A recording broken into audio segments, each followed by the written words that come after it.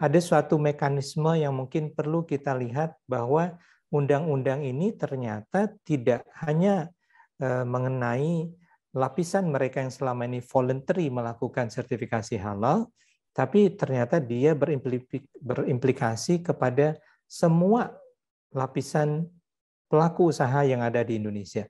Mulai dari yang mikro, kecil, menengah, sampai besar, dan korporasi. Oleh karena itu, kita perlu melakukan suatu strategi yang lebih spesifik lagi. Bagaimana sertifikasi halal untuk usaha kecil, untuk usaha mikro, itu harus dibuat tidak ribet, harus dibuat mudah, harus dibuat cepat pelaksanaannya, dan tidak memberatkan pelaku usahanya.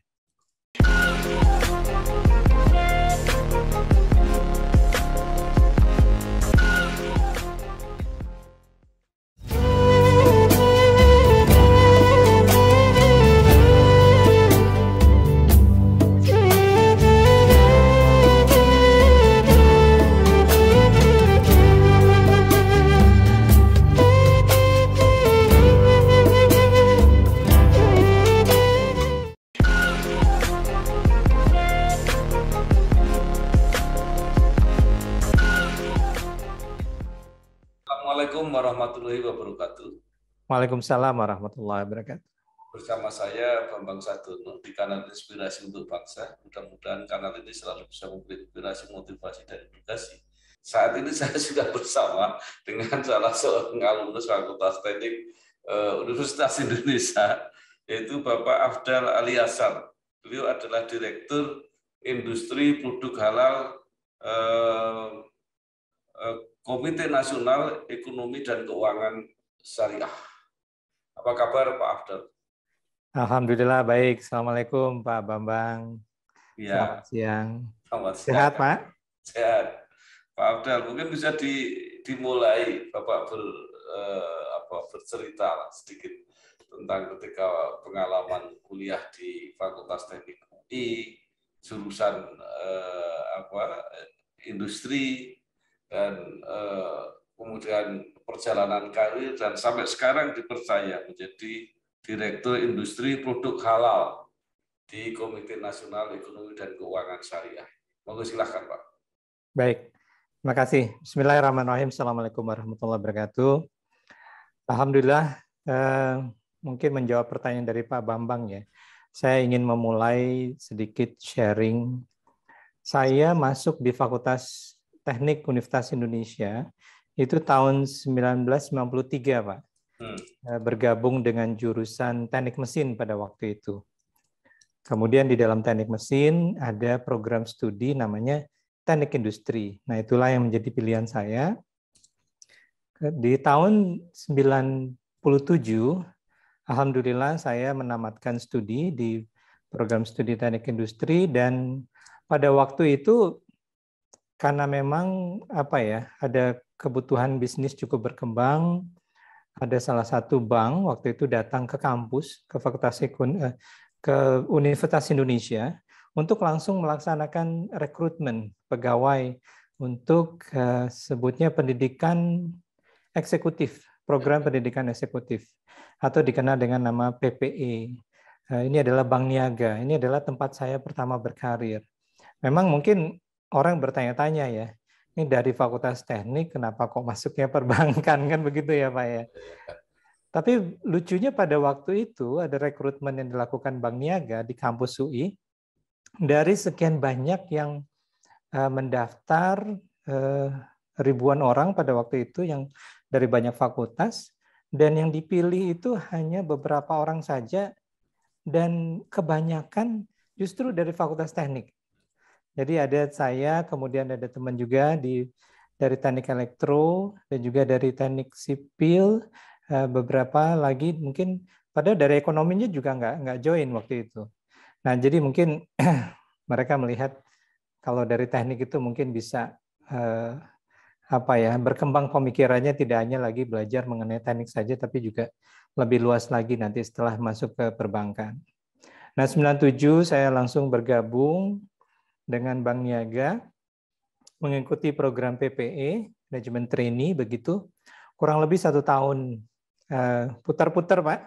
Ya. Pindah di Jakarta, ke Surabaya, ke Semarang, ke banyak cabang dan bagian-bagian di perbankan tersebut, belajar segala aspek perbankan, mulai menjadi kasir, customer service, marketing, kemudian join di treasury, export import, operation, dan human resources, dan segala macam. 1 tahun saya jalani itu, kemudian di Bank Niaga setelah menamatkan manajemen trainee, mereka menempatkan saya di human resources. Di human resources, nah ini kan suatu hal lompatan yang kemudian berbeda juga. Belajarnya adalah mengelola manusia. Bagaimana mengelola manusia, dan kemudian 1 tahun saya menjalani bidang di human resources untuk menangani performance appraisal pada waktu itu. Jadi suatu hal yang menarik. Nah, kemudian di tahun 99, saya masih ingat waktu itu, 99 atau memasuki tahun 2000, pada waktu itu setelah krisis ekonomi terjadi di 98, adanya BPPN dan segala macam, manajemen Bank Niaga ini ingin melakukan semacam percepatan untuk perbaikan bisnis. Jadi mereka yang masih muda-muda pada waktu itu diminta untuk, ayo coba kembangkan, aktiflah, mulai masuk ke bagian yang memang core banking sekali, itu masuk ke bisnis. Dan saya kemudian ikut dalam program tersebut. Kita melakukan mutasi, pindah begitu dari human resources, pindah ke investment services group. Jadi suatu bidang di dalam perbankan yang cukup unik. Investment services group lebih banyak sebenarnya berhubungan dengan pasar modal. Kami menjadi custodian bank dari fund manager yang melakukan transaksi saham, obligasi, dan surat berharga di pasar modal. Settlement-nya, perhitungan NAV-nya, dan segala macam dilakukan di bank custodian. Jadi itulah mulai saya berkarir di bidang investment services group di Bank Niaga di awal tahun 2000-an. Nah, pada waktu itu juga kemudian saya mengambil license sebagai fund manager juga untuk meningkatkan kemampuan sampai dengan 2006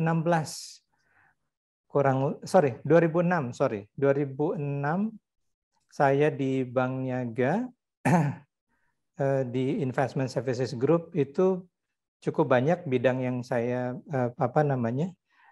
diberi amanah, mulai dari mutual fund administration, melakukan product development, kemudian mengembangkan bagaimana bisnis baru di bidang investment services. Dan 2006 ada tawaran saya untuk kemudian pindah ke company yang lain. Ya biasa Pak, biasanya kalau tenaga muda gitu ingin lebih ini lagi, mencari challenge katanya pada waktu itu. Dan challenge itu datang dari sebuah bank internasional worldwide dari Citibank, jadi Citigroup ya.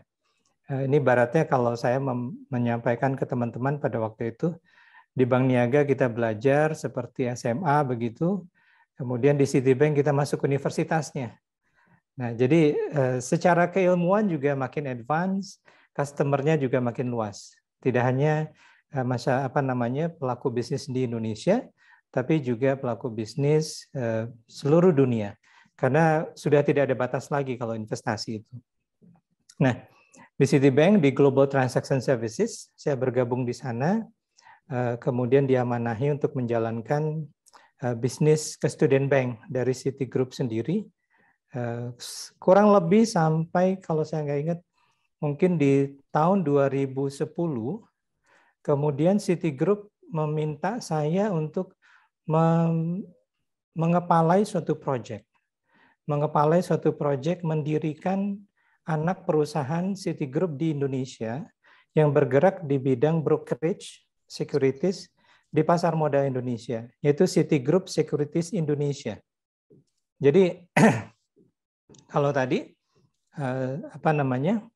sebagai pegawai Citigroup diamanai untuk membuat anak perusahaan.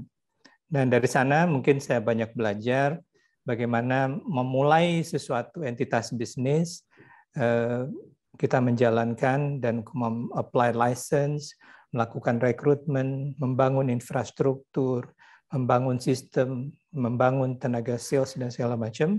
Dan alhamdulillah Citigroup Securities Indonesia berjalan dengan baik, menjadi salah satu broker yang terkemuka di Bursa Efek Jakarta atau Bursa Efek Indonesia. Dan pengalaman itu kemudian ternyata melirik juga, dia dilirik juga oleh company yang berbeda. Jadi Nomura ini adalah salah satu securities company terbesar di Jepang.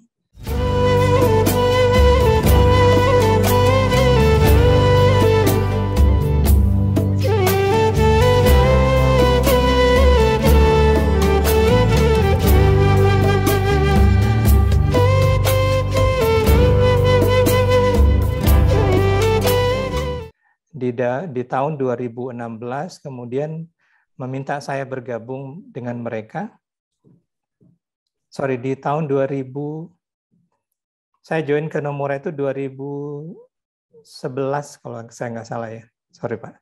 Di tahun 2011 saya join ke Nomura, itu mereka meminta saya kembali melakukan renewing the business. Jadi establishing Nomura entity di Indonesia, khususnya di bidang operations. Jadi kita bangun kembali Nomura Indonesia yang tadinya mungkin tidak aktif sejak krisis pasar modal 98, ini direaktivasi. Kita bangun sistemnya, kita rekrut orangnya, kita jalankan operationsnya, kita berdayakan dan kemudian menjadi suatu bisnis yang berkembang di pasar modal dan terkemuka. Nah, itu perjalanan di Citibank. Sempat waktu itu mereka memberikan saya suatu kepercayaan. Saya diberi beasiswa oleh Citibank untuk kemudian bisa melanjutkan studi di Strategic Management di Business School Prasetya Mulia. Itu tahun 2010 sampai 2012. Alhamdulillah saya selesaikan dengan baik. Walaupun di antara studi tersebut saya tadi move ke Nomura. Jadi satu pengalaman yang menarik ya. Studinya dibiayai, tapi terus saya harus membayar kembali sebagian dari beasiswanya karena saya harus pindah ke entitas yang baru. Nah, kemudian sampai di tahun 2016, saya sebenarnya ibaratnya terakhir di Nomura sebagai Vice President, Head of Operations untuk Indonesia. Itu langsung di bawah Nomura X Japan. Jadi memang reportnya ke regional. Karena itu kemudian saya terkadang menyadari kalau dari sisi karir pada waktu itu untuk bidang capital market rasanya sudah cukup komplit. Saya pernah di sisi perbankannya, saya pernah di sisi fund manajernya, saya mengerti dan paham betul operationsnya dan membangun satu entitas bisnis itu bisa berjalan dengan baik. Namun pada saat itu kemudian timbul ada suatu perasaan yang menggugah saya. Perasaan menggugah saya ini adalah saya sudah cukup lama berkarir di Citibank, saya buat sesuatu buat mereka, alhamdulillah berhasil dengan baik. Saya lakukan hal yang sama untuk Nomura juga, berhasil dengan baik. Tapi kok saya merasakan sesuatu something missing. Sesuatu something missing. Pertanyaannya adalah, saya sudah berbuat apa terhadap masyarakat Indonesia? Saya sudah berbuat apa buat orang-orang sekitar saya yang mungkin lebih membutuhkan justru bangsa dan negara ini yang justru lebih membutuhkan suatu tangan-tangan yang cukup kuat untuk membangun bangsa ini bersama. Nah, akhirnya kemudian saya mencoba membuat satu strategi keluar dari comfort zone di Nomura untuk kemudian saya lihat apa yang harus saya lakukan. Banyak mungkin kalau saya lihat teman-teman saya di dunia perbankan itu mereka coba hijrah ke perbankan syariah. Karena pada waktu itu perbankan syariah cukup berkembang dengan baik. Namun saya tidak langsung lakukan itu. Saya ingin ini suatu strategik yang sangat baik begitu. saya sekolah terlebih dahulu. Jadi walaupun saya sudah mendapatkan Strategic Management Magister dari Prasetya Mulia Business School, kemudian saya mengambil kembali Master of Islamic Finance Practice dari INSIEF Malaysia. Ya, jadi berbekal dengan master degree dan keilmuan dari Islamic Finance yang saya dapatkan, ini ternyata pergaulannya berkembang. Tidak hanya terbatas di pasar modal, lebih luas lagi, banyak kenal lebih banyak orang, networknya makin meluas, dan ternyata sangat-sangat menarik. Bisa mendalami suatu bidang yang lain yang berbeda. Mungkin selama ini saya lebih banyak di perbankan dan pasar modal. Dan kemudian pada 2016, akhirnya saya memutuskan untuk resign dari Nomura. Jadi ini pengalaman yang menarik nih Pak Bambang. Sampai saya itu diminta oleh company saya untuk mencarikan pengganti saya sendiri. Jadi saya 6 bulan melakukan pencarian pengganti saya dan akhirnya menemukan orang yang tepat untuk menggantikan posisi saya, baru kemudian saya resign dari Nomura dan saya memulai bisnis baru, membangun perusahaan sendiri, kemudian juga membangun yayasan wakaf, ingin mengaplikasikan apa yang selama ini mungkin sudah saya coba pelajari dan coba mungkin saya miliki untuk pengembangan ekonomi umat lebih tepatnya.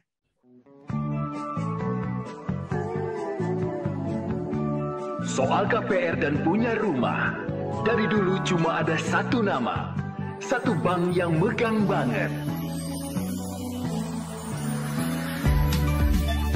Sekarang A sampai Z-nya serba digital buat kita. Cukup satu website untuk mulai cari hunian yang oke.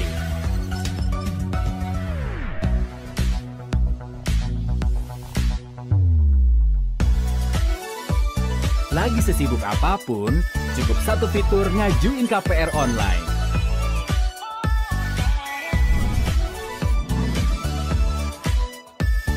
Sampai satu aplikasi biar gampang bayar biaya rutin. Kini, semua ada di jarimu. Satu nama dengan pengalaman 45 tahun memimpin segmen KPR. KPR pasti BTN. Nah, setelah resign dari Nomura, waktu saya mungkin relatif lebih banyak, saya kemudian mencoba melihat masyarakat langsung ke bawah, turun ke desa-desa di kampung saya di Sumatera Barat, di Minangkabau, melihat apa sih peluang yang bisa dikembangkan di sini, kemudian apa yang perlu dibangun, kebutuhan apa yang ada di petani dan masyarakat secara para pengusaha kecil tentunya, dan akhirnya menemukan, wah ternyata luar biasa ya. Mungkin selama ini pengalaman saya banyak di belakang meja, di depan komputer, berhubungan dengan seluruh masyarakat dunia melalui suatu jaringan perdagangan pasar modal, tapi begitu kita masuk ke sektor real, ternyata suatu pengalaman yang sangat luar biasa. Bagaimana menemukan tadi para petani, kemudian mereka sangat struggling pada saat panen, harga produk mereka turun, mereka membutuhkan pupuk, mereka membutuhkan pembinaan, dan segala macam. Jadi proses itu yang kemudian tergugah, saya mencoba menginisiasi untuk membina para petani dalam konteks waktu itu adalah perkebunan kakao ya. Perkebunan kakao saya mencoba kemudian mengembangkan pertanian dalam hal ini perkebunan untuk produk kakao sampai kemudian melakukan hilirisasi dari produk kakao sampai menjadi coklat. Ya, itu yang saya bina di Sumatera Barat. Kemudian juga mengembangkan lebih luas lagi bersama-sama dengan masyarakat perkebunan kakao yang organik yang untuk bisa kita jadikan produk unggulan dari Sumatera Barat. Jadi cita-citanya pada waktu itu adalah kalau orang ke Padang, ke Sumatera Barat gitu biasanya pulang tuh bawa kerupuk sanjai begitu. Ya, kita mau ganti Pak. Mau ganti kalau pulang nanti ya udah bawa coklat gitu kan. Atau bisa menikmati coklat karena memang kenapa? Coklat suatu produk yang sangat menarik yang hanya hidup di negara tropis. Jadi kakao itu adanya di negara tropis. Tapi kenapa orang Eropa, orang Amerika sangat punya coklat yang berkualitas? Padahal tidak satu pohon pun hidup kakao tersebut di Eropa dan di Amerika. Jadi itu satu hal yang sangat menarik yang mungkin kita bisa lihat dari sana. Kemudian untuk Yayasan Wakaf, kita mengembangkan wakaf produktif. Saya bersama dengan istri, kemudian juga kita memiliki suatu chain bisnis juga di bidang kesehatan dental di gigi. Kemudian membuka juga klinik wakaf produktif untuk kesehatan masyarakat. Nah, bersama juga dengan beberapa teman, itu ada Ustadz Banu dari Fakultas Ekonomi Universitas Indonesia. Kita membangun yayasan, membangun aset wakaf produktif, tapi dengan suatu konsep yang berbeda. Konsep yang berbeda yang sampai sekarang kami coba laksanakan itu adalah aset wakafnya harus dijalankan oleh wakaf operator yang proven, yang bisnisnya memang sudah terpercaya, sudah berjalan dengan baik. Nah, aset wakaf inilah yang kemudian dikembangkan secara profesional. Net income dari net profit dari aset wakaf tersebut baru kemudian kita pakai untuk manfaat wakaf, untuk beasiswa, bantuan anak yatim, bantuan duafa, membangun lebih banyak lagi katakanlah layanan-layanan services buat masyarakat. Memang kami lebih banyak berfokus kepada beasiswa karena kami melihat bahwa beasiswa itu bisa merubah seseorang dengan ilmu yang bertambah baik. Insya Allah dia bisa menghasilkan suatu produk yang lebih banyak lagi, dan pada saat dia berhasil dia akan bisa melakukan multiplier effect yang jauh luar biasa. Nah, pada waktu itu sampai 2019 apa yang saya kerjakan setelah tadi resign dari Nomura, ternyata mendapatkan perhatian dari pemerintah dan juga dari teman-teman, kemudian mengajak saya bergabung masuk di dalam manajemen eksekutif Komite Nasional Keuangan Syariah pada waktu itu. Jadi ini suatu proses yang saya juga tidak menyangka untuk diajak ikut dalam suatu seleksi pada waktu itu, bersama-sama dengan Menteri Pak Bambang Brojo, kemudian menjalankan manajemen eksekutif Komite Nasional Keuangan Syariah. 2019 kami dilantik, sampai dengan saat ini manajemen eksekutif KNKS pada waktu itu sekarang sudah berganti menjadi KNEKS, ada tambahan E-nya di situ. Tidak hanya di sektor keuangan, tapi juga ada tambahan sektor ekonominya. Karena ternyata mengembangkan keuangan syariah tersebut tidak bisa didorong-dorong terus kalau basic underlying transaction-nya tidak diperbaiki. Jadi ekonominya harus dibangkitkan. Insya Allah dengan model seperti itu, keuangan akan menjadi hasil dari perbaikan ekonomi tersebut. Sampailah dengan tahun 2020, ada pergantian regulasi, KNKS berubah, bertransformasi menjadi Komite Nasional Ekonomi dan Keuangan Syariah. Saya dipercayai oleh pemerintah, dikasih amanah sebagai Direktur Industri Produk Halal. Mungkin demikian Pak Bambang sementara ya.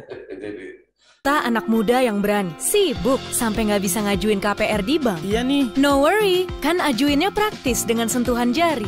Rumah atau liburan ya? Stop galau, angsurannya panjang sampai 30 tahun. Punya rumah dan liburan juga bisa. Ngembangin usaha atau ajuin KPR ya? Nggak usah ragu, cukup bayar bunganya, lo udah bisa punya rumah sendiri. BNI Gria Gue, solusi generasi muda untuk ambil langkah berani. Berani dong. Ini luar biasa sekali, sebuah pengantar yang saya kira sangat lengkap untuk menjelaskan karena Pak Afdal ini sudah praktek di lembaga keuangan yang umum gitu ya, yang nanti saya tidak tahu bedanya dengan di syariah seperti apa, tapi Bapak juga menjalani model-model tadi kegiatan yang berdasarkan syariah. Nah sekarang digabung gitu, kira-kira seperti itu. Nah mungkin Pak Afdal bisa menjelaskan apa sih bedanya, misalnya ekonomi yang tidak syariah dengan yang syariah, bisnis yang syariah dan mana yang tidak syariah, karena untuk beberapa orang itu kelihatan hampir sama kadang-kadang, dan juga ada yang mengatakan bahwa di luar Indonesia itu ada juga model-model yang tidak pakai nama syariah, tetapi prinsipnya sama. Nah, ini mungkin bisa diawali dari situ, Pak. Silakan, Pak Abdul. Ya, mungkin kalau kita bicara mengenai ekonomi syariah ataupun keuangan syariah, biasanya orang melihat dalam dua bentuk. Ada dari sisi formnya, ada dari sisi substansinya. Kalau berbicara bentuk formnya, itu akan kemudian diskusinya berkembang kepada akad. Bagaimana akad transaksinya? Apakah itu akadnya yang memang sudah ada fatwanya atau belum? Kemudian ya tentu kalau akad ini kan ibarat hukum ya Pak Bambang. Jadi hukum yang kemudian melandasi bagaimana suatu transaksi yang dibuat memang untuk menghindari praktek ribawi di sana, kemudian juga menghindari praktek katakanlah hal-hal sifatnya yang uncertainty, jadi hal yang tidak menentu ya, kemudian atau kita sebut dengan qarar begitu, dan juga hal-hal yang tentu dihindari adalah yang sifatnya spekulasi ataupun suatu hal yang memang tidak baik ya. Jadi oleh karena itu mungkin katakanlah dari sisi keuangan syariah memang formalitas akad itu yang kemudian kelihatan di masyarakat. Namun sebenarnya behind itu semua, ekonomi dan keuangan syariah itu adalah suatu konsep yang memang berbasis bagaimana pemberdayaan masyarakat, pemberdayaan ekonomi dengan cara lebih baik. Tentu adanya terjadinya semacam pemerataan. Katakanlah mereka yang tadinya ada di level paling rendah, para mustahik yang penerima zakat ini kemudian bisa diangkat. Bisa menjadi pelaku usaha, bisa memiliki pekerjaan atau bisa memiliki usaha sendiri. Kemudian kita angkat lagi supaya mereka bisa besar dari usaha mikro menjadi usaha kecil. Dari usaha kecil menjadi usaha yang lebih menengah. Kemudian bisa menjadi usaha besar. Kenapa? Pada saat mereka naik dari level garis kemiskinan tadi, dia yang tadinya penerima zakat kemudian akan berbalik menjadi orang yang memberikan zakat. Jadi konsep pemerataan yang ada di dalam keuangan dan ekonomi syariah itu menjadi suatu hal yang sangat baik. Di samping juga kalau kita lihat sektor-sektor yang memang dikembangkan adalah sektor-sektor yang sesuai dengan maqasid ataupun tujuan dari syariah itu tersebut. Jadi kalau contoh yang mungkin paling gampang, kita lihat di Bursa Efek Indonesia, bagaimana Jakarta Islamic Index atau indeks syariah tersebut dipilah-pilah. Mereka akan melakukan klasifikasi, oh ini sektor-sektor katakanlah yang memang sesuai dengan konsep syariah. Mereka keluarkan perbankan yang umum, mereka keluarkan industri minuman keras, mereka keluarkan industri yang sifatnya mungkin harmful ya, bisa membuat suatu hal yang tidak baik di masyarakat, itu dikeluarkan. Hal yang sifat spekulatif juga dikeluarkan. Jadi lebih banyak kepada industri-industri yang memang sektor-sektor yang relatif baik ya. Dan kalaupun kita lihat ternyata sektor yang relatif baik ini ya itulah yang banyak di Indonesia sebenarnya. Kita memiliki agriculture, kita memiliki perikanan, kita memiliki kelautan, kita memiliki tambang dan energi dan segala macam. Ini semua adalah sektor-sektor yang sejalan dengan konsep maqasid syariah. Jadi itu tadi. Kalau mungkin orang luar berbicara mengenai sustainability suatu ekonomi ataupun green economy, ini suatu hal yang sebenarnya kata lain sebenarnya dari sisi ekonomi syariah. Sangat sejalan satu konsep, memang di syariah ditambahkan lagi ada akadnya. Jadi ini kombinasi dengan tadi ada behind bagaimana maslahat itu bisa dilaksanakan dengan baik, kemudian plus dilaksanakan dengan adanya suatu akad, bergabunglah dia menjadi sektor ataupun layanan keuangan syariah, dan salah satunya muncul dengan perbankan syariah. Ada juga sekarang kita kenal takaful ya, sektor asuransi yang di bidang syariah. Juga kita mengenal lebih banyak lagi ke depan mungkin sektor-sektor industri yang memang basically-nya itu mereka memang sesuai dengan konsep syariah. Ini menarik. Kenapa? pada saat kita melihat sekarang di tren yang terjadi di dunia, masyarakat dunia sekarang mulai bergerak. Mungkin katakanlah mungkin lebih concern kepada climate change, lebih concern kepada ethical investment, lebih concern kepada green economy. Jadi pada saat suatu investasi masuk kepada suatu negara, mereka bertanya, ini menimbulkan kerusakan nggak secara planet, secara apakah kehidupan yang ada di tempat tersebut. Kalau tidak, oke, saya akan invest di sana. Jadi model ini adalah konsep dari ekonomi syariah yang sebenarnya sangat difahami masyarakat dengan baik. Nah, mungkin tantangannya ada di ekonomi syariah adalah cara untuk mengeduket masyarakatnya saja.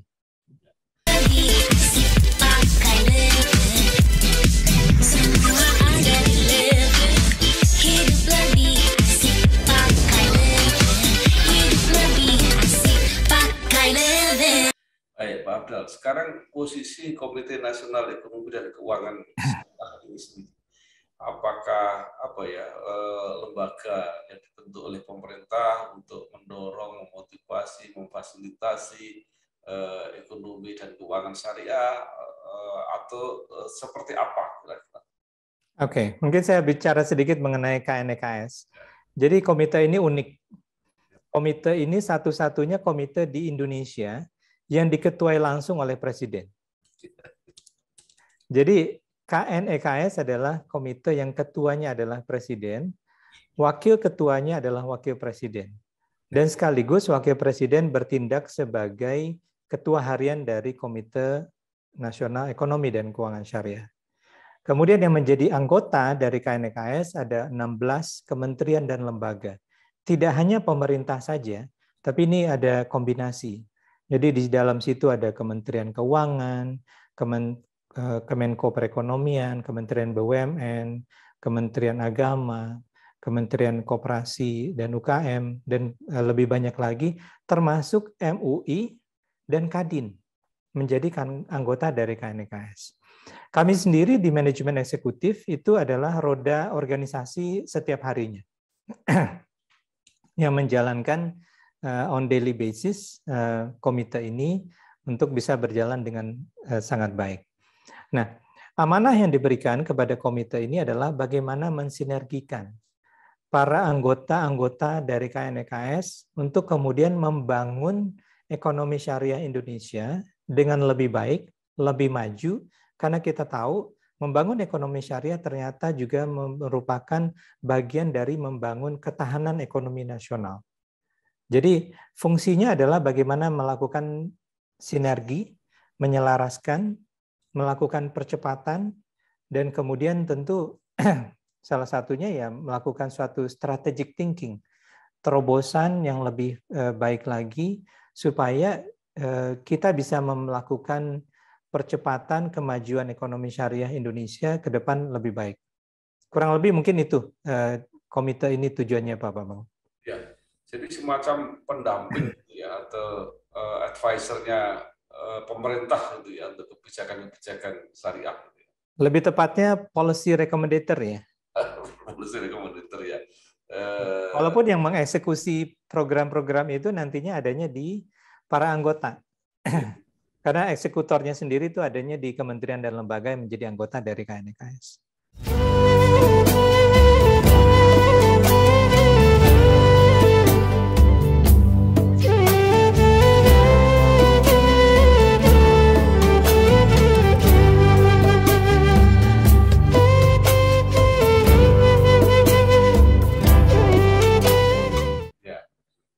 Kemudian yang juga menarik adalah mungkin ini juga yang jadi pertimbangan karena mayoritas penduduk Indonesia itu kan Muslim gitu ya, tetapi kan bisnis syariahnya kan yang sesuai dengan syariah masih dianggap kecil gitu ya. Nah, apakah ini yang kemudian membuat KNEKS ini punya program untuk menjadikan Indonesia sebagai pusat gravitasi untuk ekonomi dan bisnis syariah? Gimana, Pak? Ya, Jadi kalau kita lihat dari sisi tadi ya, aset dan juga potensi yang kita miliki, memang kita melihat masyarakat Indonesia itu 80% lebih.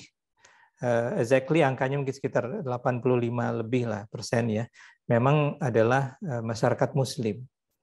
Secara theoretically mereka ini adalah masyarakat atau konsumen yang membutuhkan produk halal, yang membutuhkan jasa keuangan syariah, yang membutuhkan industri-industri yang related dengan perekonomian syariah. Theoretically seperti itu. Namun pada kenyataannya kita lihat bahwa katakanlah misalnya di sektor perbankan syariah, kenapa market size perbankan syariah kita ya tidak besar? Masyarakat kita mungkin lebih banyak memakai perbankan konvensional dibandingkan perbankan syariah. Ini salah satu isu yang menjadi tantangan juga. Nah, kami melakukan suatu kajian yang secara sistematis tentu kita lihat bahwa hal ini tidak hanya disebabkan oleh perbankan ataupun lembaga keuangan syariah yang saat ini mungkin secara inovasinya belum seinovatif kompetitor mereka yang di perbankan konvensional.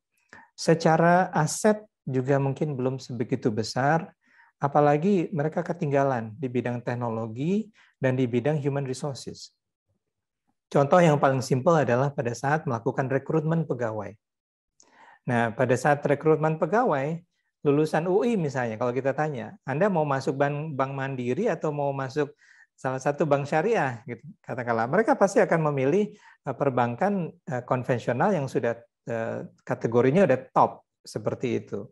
Nah, jadi top talents, best talents itu kemudian akan ketarik lebih banyak di sektor-sektor konvensional. Nah, kemudian kita mencoba mengolah ini semua, bagaimana caranya supaya bisa ekonomi syariah ini bisa tampil, bisa lebih baik lagi di masyarakat. Nah, KNKS mencoba menstrategikan. Kita harus melakukan semacam percepatan yang tidak hanya percepatan yang gradual. Ini betul-betul harus melakukan suatu lompatan besar yang kemudian bisa menghadirkan layanan, apakah itu keuangan dan ekonomi syariah, kepada masyarakat dengan jauh lebih baik. Nah, salah satu yang kami lakukan di KNKS beberapa waktu yang lalu adalah melahirkan layanan syariah dari link aja. Jadi ini pada waktu itu saya dan teman-teman melihat bahwa digital payment itu berkembang dengan sangat cepat sekali. Ada ada sebut saja mungkin ada GoPay, ada OVO, ada beberapa lagi Dana dan lain segala macam. Masyarakat mulai terbiasa melakukan pembayaran dengan digital. Tapi yang syariahnya pada waktu itu belum ada. Pada waktu itu belum ada, kemudian kita berbicara dengan Finaria sebagai satu-satunya pada waktu itu adalah digital payment milik pemerintah. Untuk kemudian kita bantu mereka melahirkan digital payment yang comply dengan syariah. Kami juga berbicara dengan pelaku marketplace, dengan Bukalapak, dengan Tokopedia, dengan Shopee, dengan Blibli. Ayo dong kita buka segmen halal di marketplace Anda, supaya ada segmentasi yang kemudian masyarakat melihat bahwa ekonomi syariah, keuangan syariah itu bisa berkembang sejalan dengan perkembangan teknologi dan perkembangan bisnis. Nah, ini suatu hal yang menarik. Saya sampaikan ke Pak Bambang dan para pemirsa. Contoh yang paling menarik itu adalah pembayaran kurban. Ya, pembayaran kurban yang tadinya mungkin relatively kalau masyarakat berkurban itu membayar kurbannya kepada masjid-masjid ataupun mungkin ke lembaga filantropi seperti dompet duafa, rumah zakat dan segala macam melalui programnya. Tapi dengan adanya pembayaran kurban masuk di marketplace, itu jumlah pembayaran kurban itu menaik beberapa ratus persen angkanya, luar biasa. Ini kami melihat suatu hal yang sangat baik ya bagi masyarakat, suatu terobosan. Ternyata jalur-jalur yang selama ini mereka dekat dengan keseharian mereka, ini bisa mereka laksanakan untuk kegiatan mereka sendiri. Mereka berkurban bisa lewat marketplace. Mereka mau bayar donasi, sekarang datang ke masjid-masjid sudah ada QR. Nggak perlu lagi itu tenaga takmir di masjid itu setiap Jumatan menghitung gitu ya uang receh gitu, kemudian setor lagi ke bank. Kita harus robah pola itu dengan mengenalkan QR, mengenalkan cara berdonasi yang lebih advance, dan juga ini baik untuk generasi muda karena generasi muda juga suka berbelanja, suka berinvestasi, dan informasinya adalah reksadana yang dibeli melalui channel-channel marketplace itu lebih dari 50% adalah reksadana syariah. Jadi ini suatu temuan-temuan yang mungkin saya ungkapkan kepada teman-teman, kepada pemirsa semuanya, bahwa keuangan syariah, ekonomi syariah itu harus hadir di sekitar kita, dekat dengan konsumennya, bisa melayani konsumen sebagaimana perkembangan bisnis dan teknologi yang terjadi. Itulah yang dikerjakan oleh KNEKS.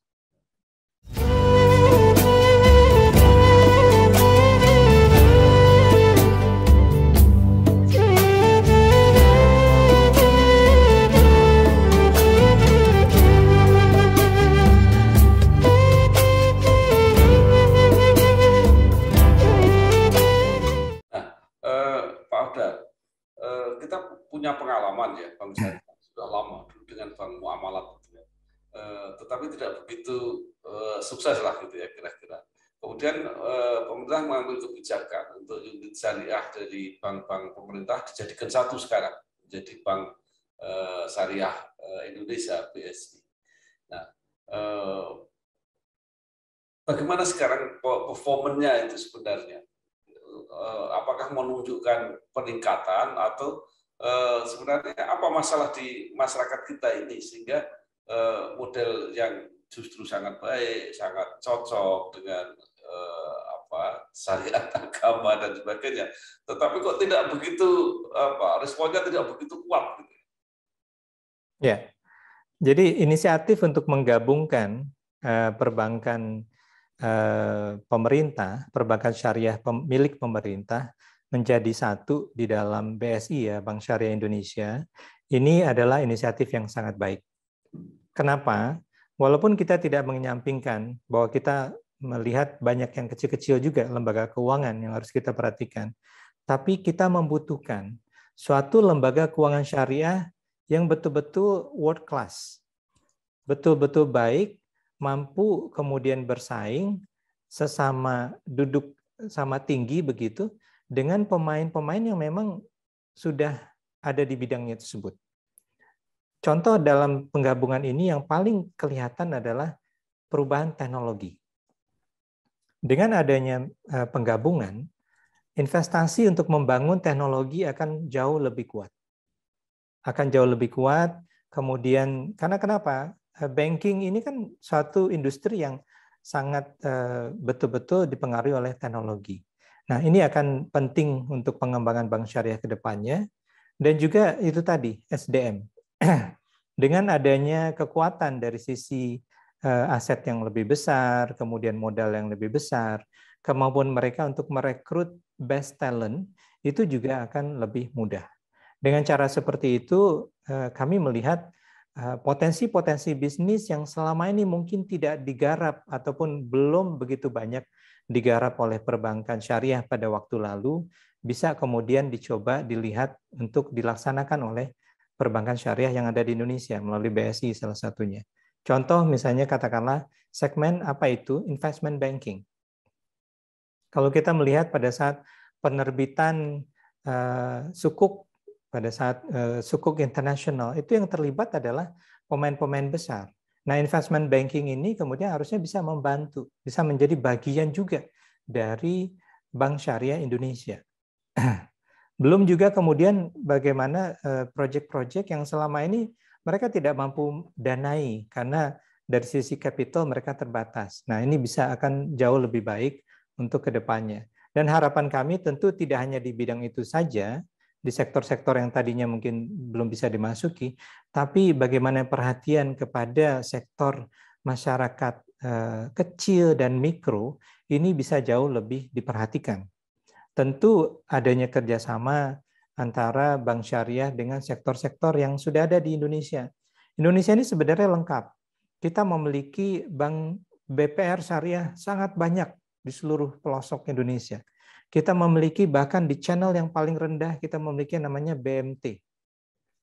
Nah, layer-layer ini akan harusnya bisa menjadi suatu perpanjangan tangan dari perbankan syariah yang kuat, yang besar tadi, kemudian bisa memberikan layanan inklusi keuangan syariah kepada masyarakat. Jadi masyarakat yang tadinya mungkin tidak tersentuh, mereka masuk golongan non-bankable, ini bisa melalui channeling tadi, bisa ditolong, kemudian bisa diberikan pemberdayaan yang lebih baik. Ya.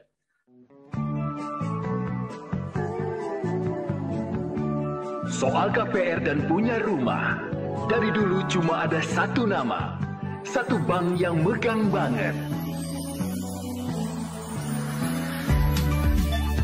Sekarang, A sampai Z-nya serba digital buat kita. Cukup satu website untuk mulai cari hunian yang oke.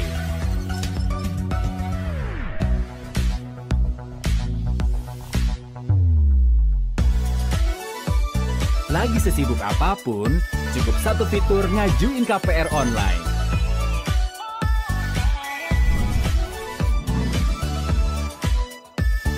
Sampai satu aplikasi biar gampang bayar biaya rutin. Kini, semua ada di jarimu. Satu nama dengan pengalaman 45 tahun memimpin segmen KPR. KPR pasti BTN. Pak Afdal, wajah lain dari ekonomi syariah, ya, bisnis syariah, ini kan di produk halal. Ya. Ini banyak sekali, tapi saya ingin fokus saja pada sertifikasi halal yang sekarang pemerintah, Kementerian Agama membuat kebijakan barulah taruh seperti itu yang kemudian mendapat respon yang sangat beragam di masyarakat. Sebenarnya idealnya seperti apa ini pengelolaan produk halal? Oke, mungkin saya coba lihat dari sisi pertama sertifikasinya dulu nih Pak Bambang. Selama 32 tahun MUI sudah menjalankan sertifikasi halal dengan sangat baik. Jadi 32 tahun itu masa yang sangat panjang ya. Dari 32 tahun ini sudah sangat banyak yang dibangun. Sudah sangat banyak suatu proses bagaimana sertifikasi halal bisa dijalankan. Dan masyarakat tidak hanya di Indonesia, masyarakat konsumen produk halal dunia itu meyakini bahwa produk halal dari Indonesia itu halal assurance-nya terjaga dengan sangat baik.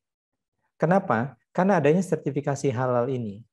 Nah, namun yang kita lihat adalah selama ini sertifikasi halal itu berjalan sifatnya voluntary.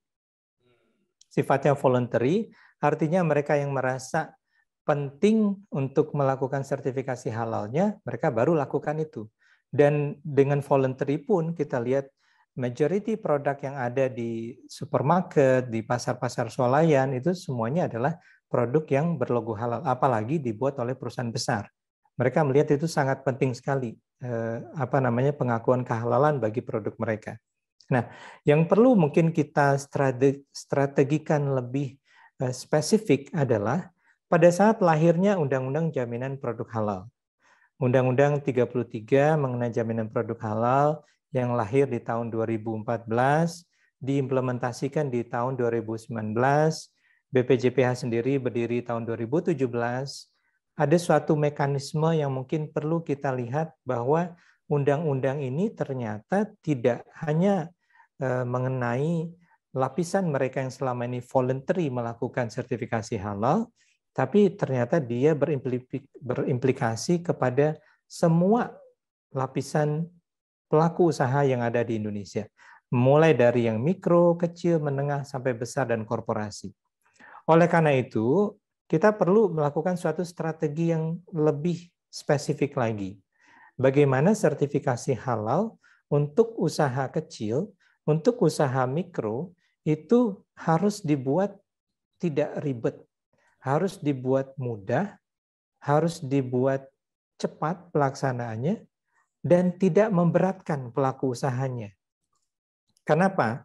Karena kita bisa membayangkan bagaimana katakanlah misalnya di kantin gitu misalnya ya, di kantin ada penjual nasi goreng gitu, ya boro-boro disuruh mengisi form untuk melakukan audit sertifikasi halal. Dia masih berpikiran hari ini saya dagang apa enggak, hari ini saya untung berapa, besok saya mau jual berapa banyak. Kalau tiba-tiba kantin di kampus tiba-tiba work from home begitu, belajar dari rumah, kantinnya juga tutup. Mereka jadi bingung sendiri, usahanya berubah segala macam. Nah, segmentasi masyarakat kecil ini, sertifikasi halal untuk mereka harus dilaksanakan dengan cara yang berbeda. Oleh karena itu, pemerintah sudah menjawab ini sebenarnya. Di dalam Undang-Undang Cipta Kerja, itu kita dorong masuk bagaimana penyesuaian sertifikasi halal untuk sektor kecil dan mikro menjadi lebih mudah. Kita sebutnya adalah model pernyataan pelaku usaha yang ada pendamping yang akan melakukan verifikasi. Insya Allah dengan model seperti ini, itu sertifikasi halal menjadi lebih simpel dan mudah untuk masyarakat kecil. Nah, untuk masyarakat yang menengah besar dan korporasi sifatnya multinational company, ya sudah kita jalankan seperti yang sudah berjalan seperti saat ini. Ada di situ auditor halal, ada lembaga pemeriksa halal di situ. Bahkan dengan dorongan pemerintah, sekarang lembaga pemeriksa halalnya tidak hanya LPPOM MUI saja, sudah ada tambahan yang lain. Sudah ada PT Surveyor Indonesia, sudah ada PT Sukovindo, ada 3 LPH yang kemudian menjadi lembaga pemeriksa halal yang bisa melayani tadi industri menengah dan besar. Dan juga sudah ada 9, bahkan mungkin ada di meja BPJPH, yang akan kemudian menjadi LPH lainnya. Termasuk juga lembaga pemeriksa halal yang hadir dari kampus-kampus. Jadi model ini yang kemudian kita kembangkan, bahwa sertifikasi halal harusnya menjadi mudah, menjadi suatu hal yang umum di Indonesia, dan dilaksanakan dengan sangat baik. Jadi itu yang secara konsep ya kita coba kembangkan. Nah, kembali lagi dengan apa yang terjadi saat ini suatu hal yang menarik ya. Saya melihatnya ternyata masyarakat itu concern sekali dengan produk halal. Concern sekali dengan produk halal, adanya perubahan sedikit saja di dalam suatu mekanisme yang terkait dengan sertifikasi halal, mereka menyampaikan concern-nya itu menjadi suatu perhatian. Jadi ini adalah suatu masukan harusnya bagi BPJPH untuk melihat ke depan bagaimana untuk bergerak secara lebih inovatif, lebih baik lagi, bisa melayani masyarakat dengan baik tanpa juga kemudian mengurangi hal-hal yang sifatnya memang sudah baik selama ini. Kita melihat bahwa produk halal itu tidak hanya masalah perlindungan konsumen untuk masyarakat Muslim yang akan mengkonsumsinya, tapi produk halal saat ini itu sudah menjadi bagian dari suatu reputasi bisnis, dari suatu usaha. Dengan adanya logo halal di suatu produk, itu bisnis meyakini produk kami berkualitas, produk kami baik, dan produk kami unggul. Jadi itu satu hal yang mungkin kita perlu jaga bersama-sama, Pak Bambang. Kita anak muda yang berani, sibuk sampai nggak bisa ngajuin KPR di bank. Iya nih. No worry, kan ajuinnya praktis dengan sentuhan jari. Rumah atau liburan ya? Stop galau, angsurannya panjang sampai 30 tahun. Punya rumah dan liburan juga bisa. Kembangin usaha atau ajuin KPR ya? Nggak usah ragu, cukup bayar bunganya, lo udah bisa punya rumah sendiri. BNI Gria Gue, solusi generasi muda untuk ambil langkah berani. Berani dong. Pak Afdan,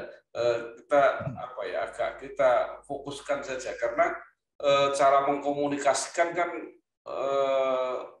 nanti label halal yang dari MUI itu tidak akan berlaku lagi. Padahal tadi penangkapan saya itu kan berarti tadi ada beberapa otoritas, ada beberapa lembaga yang dulu dilakukan hanya oleh MUI, tapi sekarang ada beberapa, termasuk survei tadi dari kampus, ada Skupindo, ada dan sebagainya. Jadi bahwa apa yang dilakukan MUI masih akan jalan terus, tapi nanti ada pendamping yang lain, dan memang logonya karena juga untuk banyak, logonya diganti. Kira-kira seperti itu ya pemahamannya. Mungkin saya coba bicara mengenai framework-nya terlebih dahulu. Jadi bagaimana sejak Undang-Undang 33 mengenai jaminan produk halal ini keluar, itu framework sertifikasi halal itu kurang lebih begini. Ada MUI sebagai lembaga yang memang berhak dan menaungi yang namanya fatwa halal. Jadi kalau urusan ini halal apa enggak, itu fatwanya nanyanya ke siapa? Ke MUI. Kemudian karena proses ini adalah proses sertifikasi, ada yang kita sebut dengan pelaksana pemeriksa. Disitulah lembaga pemeriksa halal atau LPH. Salah satu LPH-nya adalah LPPOM MUI. Jadi MUI dalam hal ini Komisi Fatwa dengan LPPOM MUI itu satu hal, dua entitas yang berbeda. Dan kemudian BPJPH sebagai entitas pelaksana administrasi dan sebagai regulatornya. Nah, framework ini yang mungkin perlu kita dudukkan secara baik, kita sampaikan ke masyarakat bahwa fungsi MUI adalah sebagai lembaga pemberi fatwa, pemeriksaannya dilakukan oleh lembaga pemeriksa halal, ada Sukovindo, Survey Indonesia, LPPOM MUI, LPH yang dari kampus, yang segala macam, dan naungan regulasinya itu dijalankan oleh BPJPH, administrasinya dijalankan oleh BPJPH. Kurang lebih begitu, Pak. Artinya peran sentral MUI itu masih ada lah ya, kira-kira. Iya, tidak dihilangkan, betul. Karena urusan halal adalah urusan yang memang berangkat dari keyakinan agama Islam. Ya, jadi karena dia berangkat dari keyakinan agama Islam, ya tentu dia akan terkait dengan apa yang kita sebut dengan fatwa. Fatwanya ada di mana? Ada di Majelis Ulama Indonesia.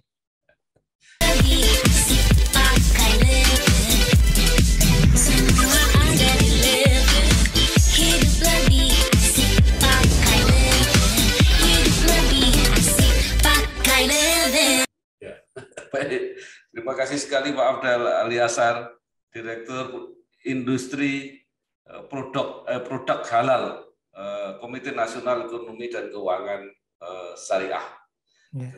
Terima kasih Pak Bambang. Ini masalah waktunya. Sebenarnya saya mau bercerita lebih banyak lagi, karena di KNEKS sebenarnya proyek kita sangat banyak. Kita mengembangkan kawasan industri halal, kita mengembangkan industri kesehatan yang berkompetensi syariah, kita melakukan modernisasi rumah potong hewan halal, kita mengembangkan pariwisata ramah muslim, kita mengembangkan termasuk juga supply chain untuk produk-produk halal ke depannya. Jadi sangat banyak sebenarnya. Mudah-mudahan lain waktu kita bisa bertemu kembali untuk bisa berbincang-bincang lebih. Seri kedua, Pak. Insya Allah, baik. Saya kira sekali lagi terima kasih, sukses terus Pak Afdal. Mudah-mudahan apa yang kita diskusikan ini bermanfaat untuk dari masyarakat yang sekarang sedang sebenarnya hanya mungkin kesalahan persepsi saja sebenarnya. Jadi substansinya sebenarnya nggak ada masalah. Saya kira terima kasih. Wassalamualaikum warahmatullahi wabarakatuh. Waalaikumsalam warahmatullahi wabarakatuh.